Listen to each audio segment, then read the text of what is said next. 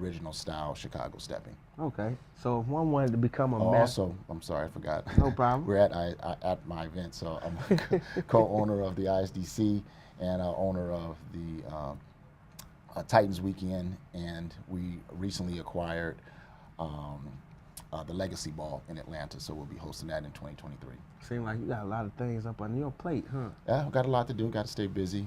We really want to keep the dance culture alive, keep the integrity of the dance culture, and grow instructors and grow the culture itself with more participants. All right. Speaking of instructors, I want to go back to you being a master instructor. I want to know, how does one become a master instructor? Well, I became a master instructor based on the criteria of North to South Connection and Stan and Cynthia, according to their curriculum of original style Chicago stepping. So originally, I was again studying with Donald and started teaching in Charlotte, like I said, in 2004.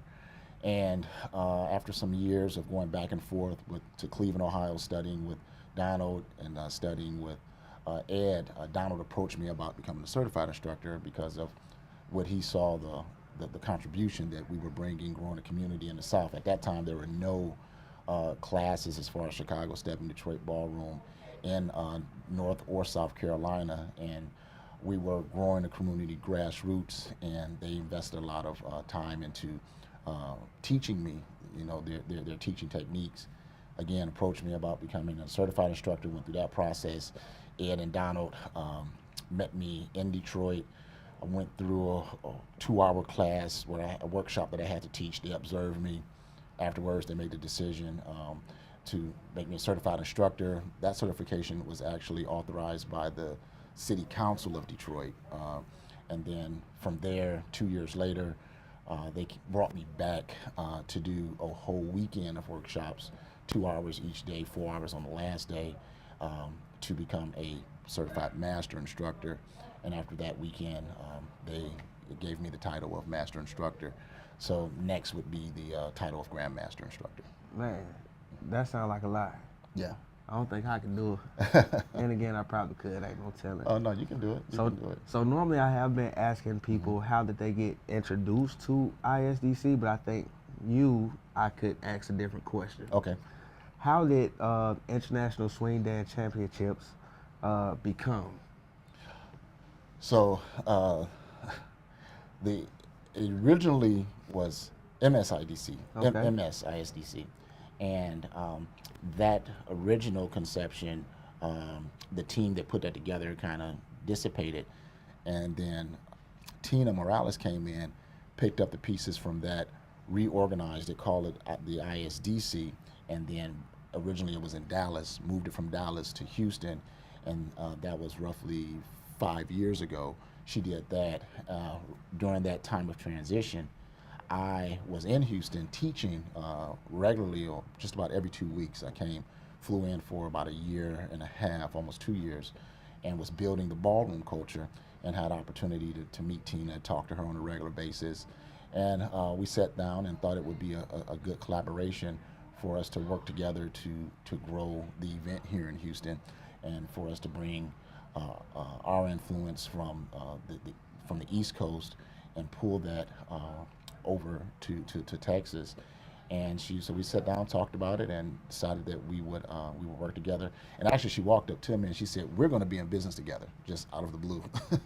And then from there, we worked it out, and now the rest is history. I'm here, and really enjoyed Texas and learning the different dance styles, learning the people. The people here are so warm and beautiful. So I'm glad to be a part of it and to be a leader in this community. Okay. Mm-hmm. So speaking from your organization, Purple Charlotte Steppers Club, what all dance styles do you teach at Purple Charlotte's? Currently, we teach Chicago Steppin, Detroit Ballroom, and line dancing. Okay. So our hope in 2022 is to introduce DFW swing out. That would be the next dance, and then hand dance. Okay. So Bradford Lawrence out of Washington, D.C. is one of my mentors, and I've been working with him for a few years studying hand dance, and we think it's time for us to now do what we call a dance exchange. He's going to start teaching Detroit Ballroom, in Washington, and we're going to bring hand dance and DFW swing out to Carolina. Okay. Well, with the switching, I guess I can go over to the next question. Okay. Where would you like to see the dance world in the next 5 to 20 years? Well, the next 5 years, I want to see, I want us to bring more structure and organization to instruction. Okay. First, I believe that the better we get at organizing a solid foundation of what instruction looks like, and a process of certifying instructors from each dance genre, and having a governing body that can kind of guide that and control kind of where it's going, so that we don't have all of these offshoots of people watching YouTube videos and then starting a class, and people, falling into that, I guess, into false prophecy. Mm-hmm. And so I would like to see that within the next 5 years, and we're working really hard to establish that by building relationships with instructors and starting the conversation of organizing. I believe organization will allow us to work more effectively in promoting the dance and bringing others into the community. In the next 20 years or so, 10 to 20 years, I plan, on the community being more active on an international platform, having DFW swing out, Chicago Steppin, Detroit Ballroom taught in countries all over the world, just like Lindy Hop. Lindy Hop is taught all over the world. With the difference being, I want us to control the narrative.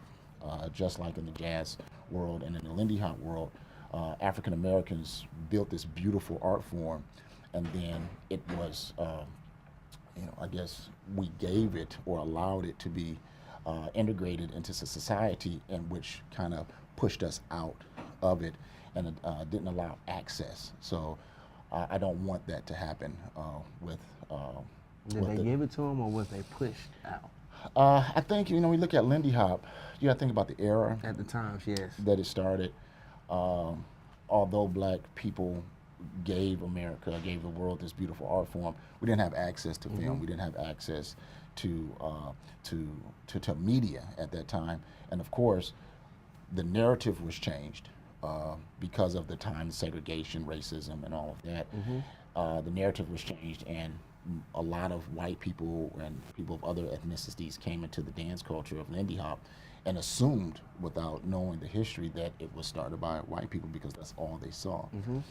Just like in jazz now, there are a lot of jazz artists, but it's dominated by people from other ethnicities. So seeing that and knowing the history of that, we can plan better for the future.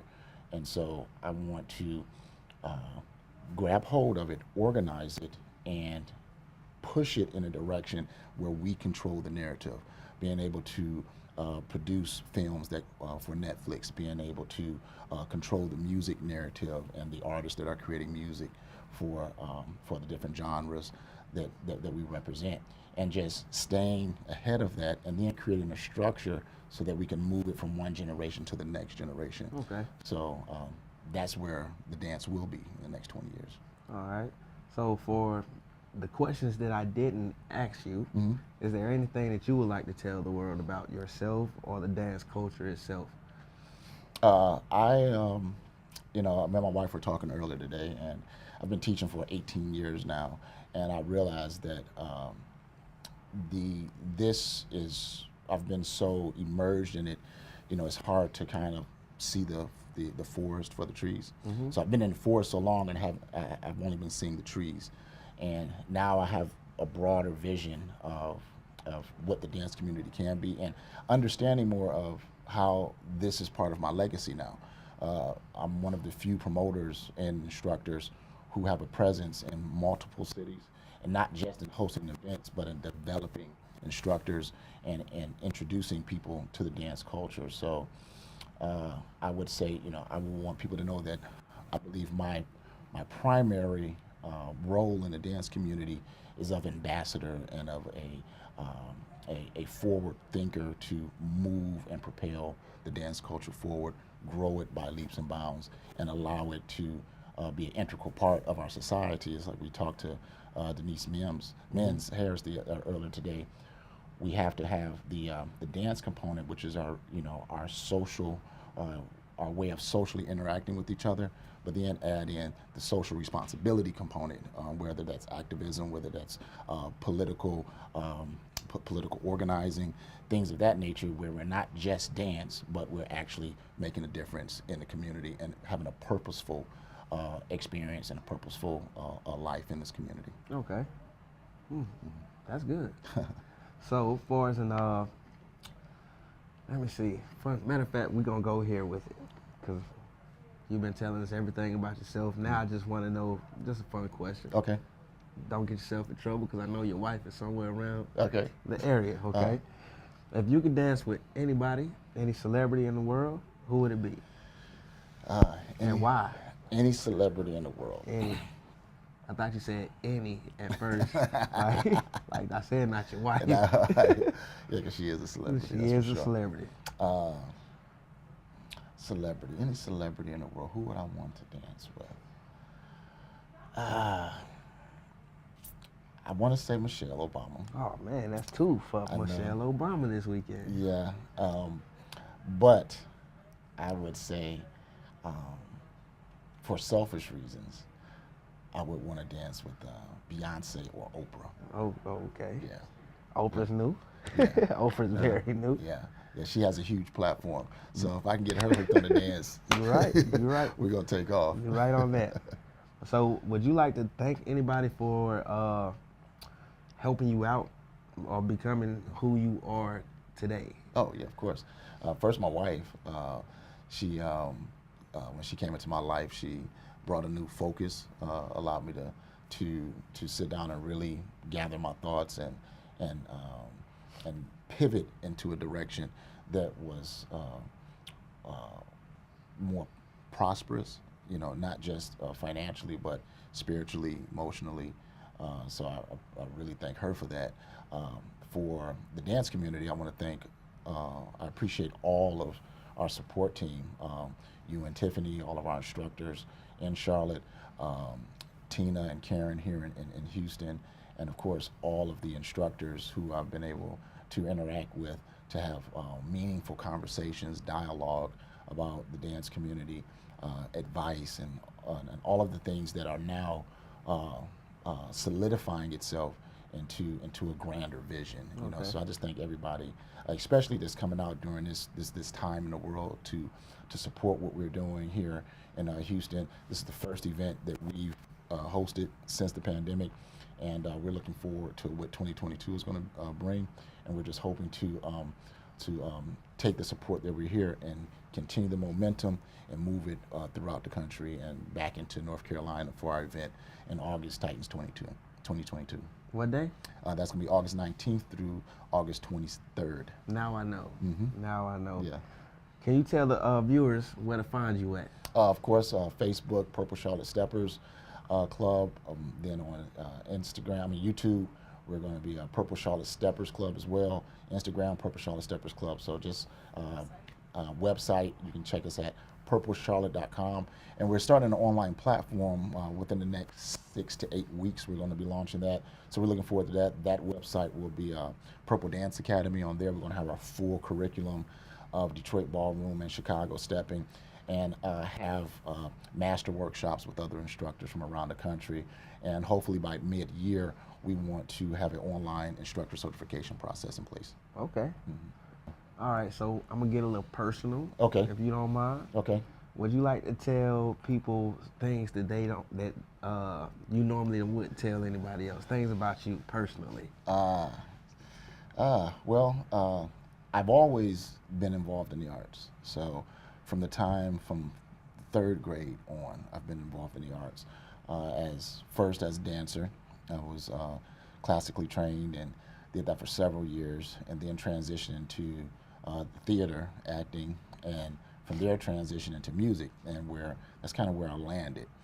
So I was an upright bass player. I am an upright bass player. I played with the Charlotte, the Cleveland Orchestra, Youth Orchestra. Had a band when I was in college, toured with D'Angelo for a year or so. My band went on tour for a while.